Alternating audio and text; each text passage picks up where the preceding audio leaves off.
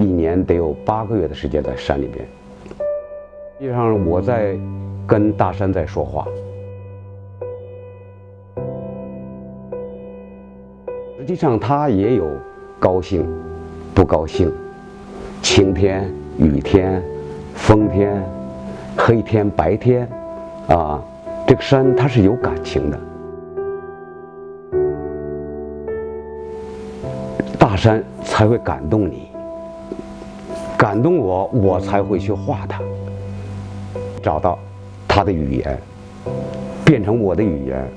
我作为大山的代言人，我代替他去